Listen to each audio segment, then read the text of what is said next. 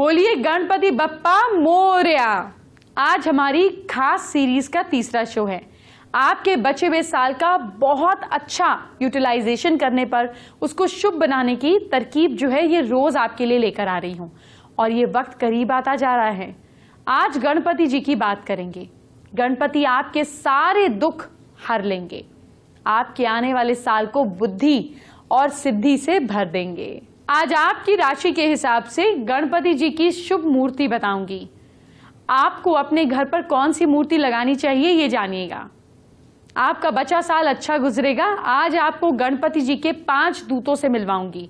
इन्हें पूजा में जरूर शामिल कीजिए और चिंता दूर करने वाले चिंता नाशक की खास वास्तु टिप्स भी दी जाएंगी।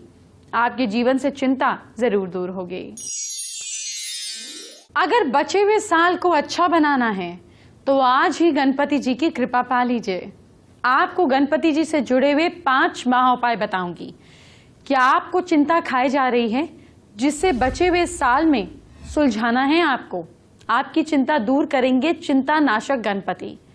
जिन घरों में तनाव और चिंता बनी रहती है ऐसे घरों में चिंता नाशक गणपति जी की प्रतिमा को स्थापित करें। चिंतामणि चरवण लालसाय नमः जैसे मंत्रों का जाप करना चाहिए।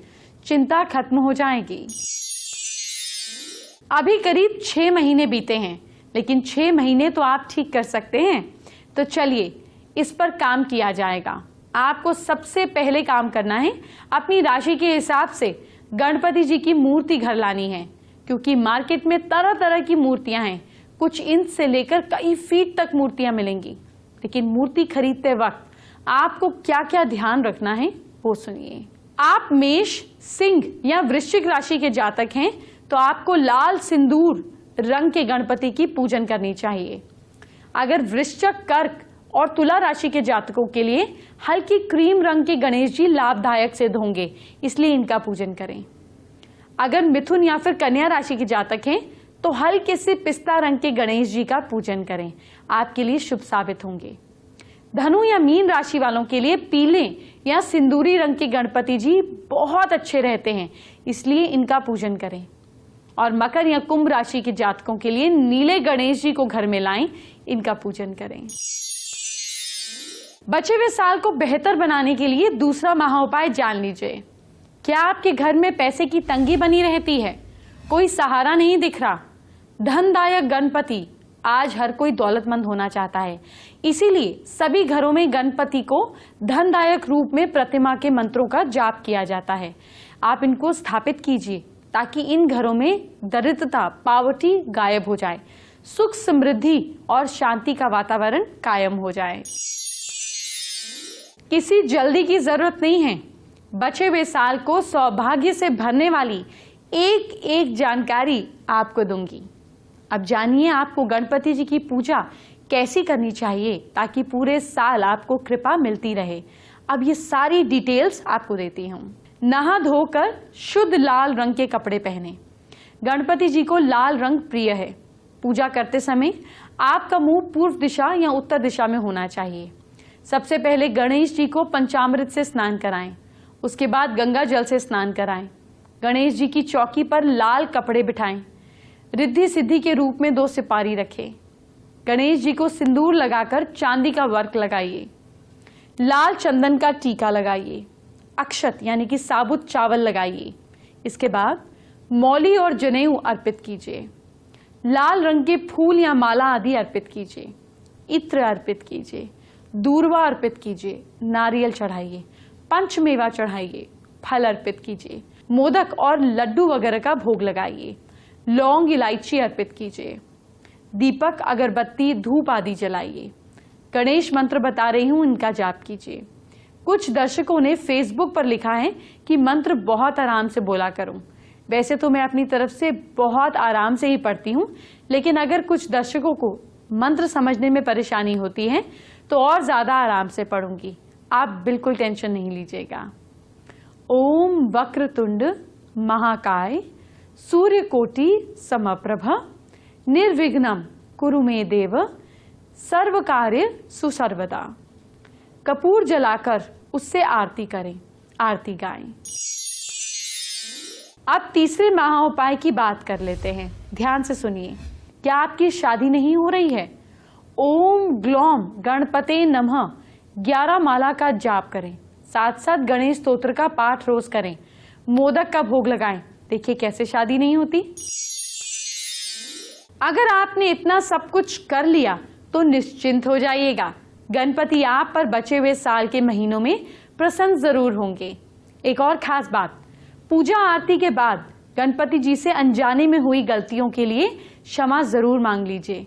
वो बहुत दयालु हैं, आपको माफ कर देंगे। अब चलिए आपको वो 5 जरूरी चीजें बताने जा रही हूं जिसे आपको कल गणेश जी के सामने रखना ही रखना है। नोट कीजिए। गणेश जी की पूजा के लिए 5 जरूरी आइटम्स कौन सी हैं?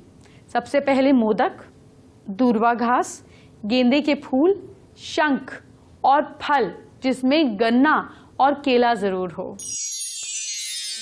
बचे हुए साल का अगला महाउपाय जानिए। क्या जमीन से जुड़ा कोई विवाद नहीं सुलझ रहा है? संकट नाशन गणेश स्तोत्र और ऋण मोचन मंगल स्तोत्र का 11 पाठ करें, लेकिन आपको कामयाबी तभी मिलेगी जब आप सच के साथ होंगे। आज जब गणपति जी की बात हो ही रही है तो क्यों ना आपको वो रेखा दिखाई जाए, उसकी बात की जाए जो गणपति जी की जिस वजह से पूजा की जाती है। मैं आपकी बुद्धि की रेखा यानी कि आपकी मस्तिष्क रेखा की बात कर रही हूं। आपको हथेली पर मस्तिष्क रेखा देखकर क्या पता चलेगा आपका करियर कैसा होने वाला है, कैसा हो सकता है, बचे हुए साल में आपके लिए क्या खास है। चलिए आपको आज बताते हैं। सबसे पहले आपको बताती हूं कि होती कौन सी है मस्तिष्क रेखा। ये जो मस्तिष्क रेखा है ये लगभग आपके जुपिटर के माउंट से शुरू होती है और यूं जाती है। ये आपकी लाइफ लाइन और ये इस तरीके से, और यहाँ से ये आपकी हार्ट लाइन जाती है। तो आज हम इस रेखा की, ये जो रेखा है जिसको मैं डार्क कर रही हूँ, मस्तिष्क रेखा, इसकी आज हम बात करेंगे। मस्तिष्क रेखा अंगूठे और आपकी इंडेक्स फिंगर के बीच से शुरू होती है और हथेली के किनारे से होती हुई ये रेखा कई बार सामने, कई बार नीचे, इस तरीके से भी जा सकती है।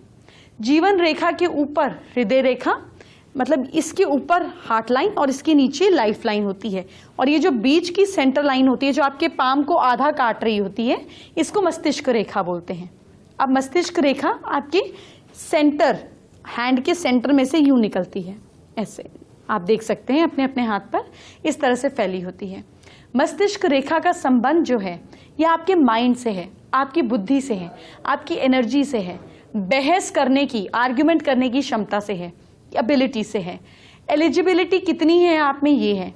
ये रेखा जरूरी नहीं पूरी हथेली पर फैली हो, कई बार ये रेखा मध्य भाग तक सीमित होती है। सपोज किसी किसी की ये रेखा सिर्फ इतनी ही होती है, बस इतनी ही होती है, कई बार ऐसे भी होती है। मस्तिष्क रेखा का जीवन में असर क्या होता है ये जानिए। अगर मस्तिष्क रेखा लंबी हो, सपोज ये मस्तिष्क रेखा खूब लंबी है, इस तरीके से है, तो ये रेखा इंसान की हथेली में जितनी लंबी होती है उसकी सोच उतनी ही क्लियर होती है। वो दूसरों का ध्यान रखने वाला होता है, अच्छी सोच वाला होता है। अगर मस्तिष्क रेखा आपकी रिंग फिंगर तक है, ये जो सूर्य की उंगली है ना, इसके नीचे तक आपकी मस्तिष्क रेखा है, इतनी मस्तिष्क रेखा है अगर आपकी सूर्य की फिंगर तक, तो ये अनामिका उंगली तक अगर फैली हुई होती है तो ऐसे लोगों की बुद्धि तेज, टैलेंट इनमें भरा होता है। इसी तरीके से मस्तिष्क रेखा अगर छोटी हो, अगर ये रेखा छोटी हो, शनि के पर्वत तक की हो, सिर्फ छोटी हो, तो ऐसे लोगों के रिएक्शन का जो टाइम होता है ये कम होता है। ये बिना सोचे समझे रिएक्ट कर देते हैं, ये देर से बात को समझते हैं।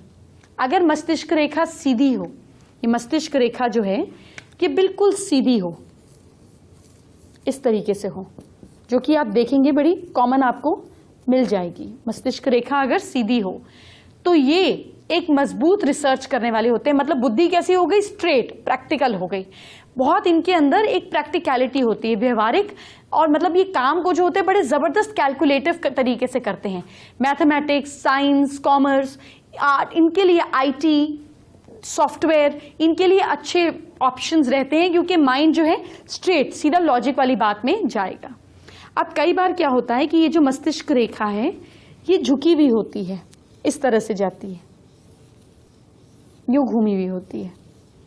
अब ये मस्तिष्क रेखा अगर झुकाव लिए हुए है तो ऐसे लोग सॉफ्ट होंगे, इमोशनल होंगे, नेचुरल होते हैं, मास मीडिया, इमेजिनेटिव काम, साहित्य, social science, psychology, art, creativity, dance, music, films, इनके लिए अच्छा रहेगा क्योंकि माइंड कैसा हो गया, चंद्रमा की तरफ चला गया, क्रिएटिव हो गए।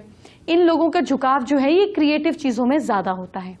इसी तरीके से अगर मस्तिष्क रेखा जो है इसका झुकाव कलाई तक हो, सपोज ये मस्तिष्क रेखा है, इसका झुकाव जो है सीधा कलाई तक हो, इस तरीके से हो जाए मस्तिष्क रेखा, ऐसी भी आपको दिखेगी, तो ऐसे लोगों में एक्टिंग, आर्ट, कुछ नया करने की क्षमता ज्यादा होती है। ये अगर यूं ना होकर सिर्फ यहां तक भी नीचे तक आ गई तब भी इनके अंदर ऐसी चीजें होती हैं। ये लोग पेंटर, राइटर, पोएट आसानी से बन सकते हैं। गणपति जी को विनायक, गजानन, लंबोदर, गणपति जैसे कई नामों से जाना जाता है। अब मैं आपको गणपति जी से जुड़ी कुछ जरूरी बातें बताऊंगी और वास्तु की जानकारी दे रही हूं जो बचे हुए साल आपके काम आएगी, बस आपको ठीक से अपना लेना है। सुख, शांति, समृद्धि की चाह रखने वालों को सफेद रंग के विनायक की मूर्ति लगानी चाहिए। साथ ही घर में इनका एक स्थायी चित्र भी लगाना चाहिए। सर्व मंगल की कामना करने वालों के लिए सिंदूरी रंग के गणपति की आराधना सही रहती है। घर में पूजा के लिए गणेश जी की लेटी या बैठी मुद्रा में हो तो ज्यादा शुभ होता है। अगर पढ़ाई या आर्ट के लिए पूजन करना है तो नृत्य गणेश जी की प्रतिमा या तस्वीर का पूजन करना फायदेमंद है। घर में बैठे हुए और बाएं हाथ के गणेश जी विराजित करना चाहिए। दाएं हाथ की ओर घूमी हुई सूंड वाले गणेश जी हठी होते हैं और उनकी साधना आराधना कठिन होती है, देर से भक्तों पर प्रसन्न होते हैं। ऑफिस में गणेश जी की मूर्ति विराजित करें तो खड़े हुए गणेश जी की मूर्ति लगाएं। इससे ऑफिस और दुकान में एनर्जी और काम करने की उमंग हमेशा बनी रहती है। घर में कहां करें भगवान गणेश की स्थापना? बाएं तरफ सूंड, आप जिस मूर्ति को घर में स्थापित करें उनकी सूंड बाईं ओर होनी चाहिए, जो उनकी मां गौरी के प्रति उनका प्यार दर्शाती है। कई लोग मां गौरी और भगवान गणेश को एक साथ पूजते हैं, लेकिन आप सिर्फ मूर्ति की स्थापना से पहले सूंड की दिशा को देख लीजिए। गणपति जी की पीठ ना दिखे। भगवान गणेश की मूर्ति घर में इस प्रकार स्थापित करनी चाहिए कि उनकी पीठ घर में किसी भी कमरे की ओर ना हो। माना जाता है कि भगवान की पीठ देखने से घर में अशांति आती है और समृद्धि चली जाती है। भगवान गणेश की पीठ आपके घर के बाहर की ओर दिखनी चाहिए। भगवान गणेश की मूर्ति को घर में कभी भी दक्षिण की ओर दिशा करके ना स्थापित करें। भगवान को पूर्व या पश्चिम की ओर स्थापित करके ही कोशिश करें।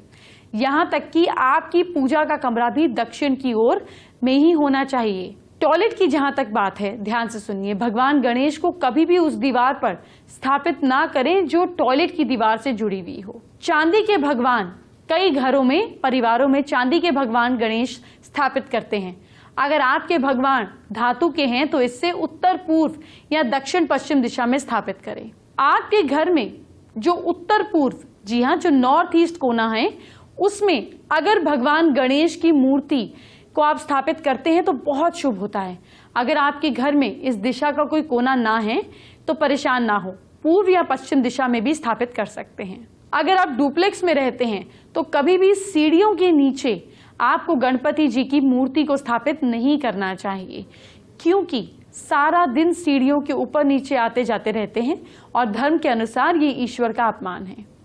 वास्तु के हिसाब से ऐसा करने से घर में दुर्भाग्य आता है। आपके बचे हुए साल को बढ़िया बनाने वाली एस्ट्रो स्पेशल टिप देने का वक्त आ गया है। क्योंकि आज गणपति जी की बात हो रही है तो गणपति जी की खास टिप आपको दे देती हूँ। कई बार हमारे घर में गणपति जी की मूर्ति, जैसे मैंने आपको पहले भी बताया, यूं लगी होती है कि उनकी पीठ एक पर्टिकुलर कमरे की तरफ होती है। उस इंसान को परेशानियां देखनी ही पड़ती हैं। ऐसे में गणपति जी की पीठ पर उनका एक और स्टिकर लगा दीजिए ताकि उनकी दो पीठ मिल जाए और दोनों तरफ चेहरा नजर आए। ये करने पर आपकी प्रॉब्लम इजीली घट जाएगी, प्रॉब्लम सॉल्व हो जाएगी। जब भी आपको लगे कोई मुसीबत आ रही है, आप वेडनेसडे की सुबह गणपति जी के आगे सुपारी, एक साबुत सुपारी और 3 इलायची रख दीजिए। जब आपको किसी खास काम पे जाना हो तो सुपारी को जेब में रखिए और इलायची च्यू करते रहिए पूरा दिन। आप हर बुधवार भी ऐसा काम कर सकते हैं और इलायची को थोड़ा थोड़ा एक हफ्ते तक चलाइए। एक एक बीज भी लेकर जा सकते हैं, इससे हर हफ्ता आपका शुभ होगा। गणपति जी जो हैं ये हर तरीके से आपकी बुद्धि को बढ़ाते हैं। तो अगर आप बच्चों के कमरे में भी, मतलब आप गणपति जी की फोटो लगाते हैं और सामने इलायची रखते हैं और उन्हें बोलिए पढ़ने से पहले एक इलायची खा के पढ़ाई करें। एक तो इलायची खाने से हम रिफ्रेश्ड फील करते हैं और गणपति जी वाली इलायची होगी तो ये बुद्धि तेज करेगी।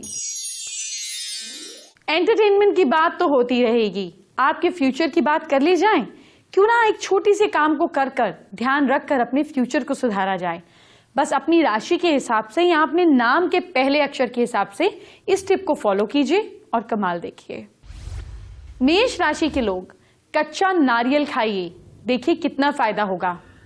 लक आपका साथ दे रहा है कल के लिए 69%। वृश्चिक राशि वाले लोग बिजनेस में नया डिसीजन लेंगे और फायदा होगा। लक आपका साथ दे रहा है 73%। मिथुन राशि वाले लोगों को जरूरतमंदों को खाना खिलाना चाहिए। किस्मत आपका साथ दे रही है 68%। कर्क राशि के लोग चने की दाल खाइए। लक आपका साथ दे रहा है 71%। सिंह राशि के लोग सुबह देर तक बिल्कुल ना सोइए। लक आपका साथ दे रहा है 74%।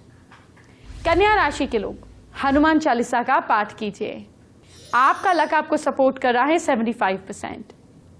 तुला राशि के लोग कान के पीछे काला टीका लगाइए। लक आपका सपोर्ट कर रहा है 77%। वृश्चिक राशि के लोग गणपति जी को दूर्वा चढ़ाइए।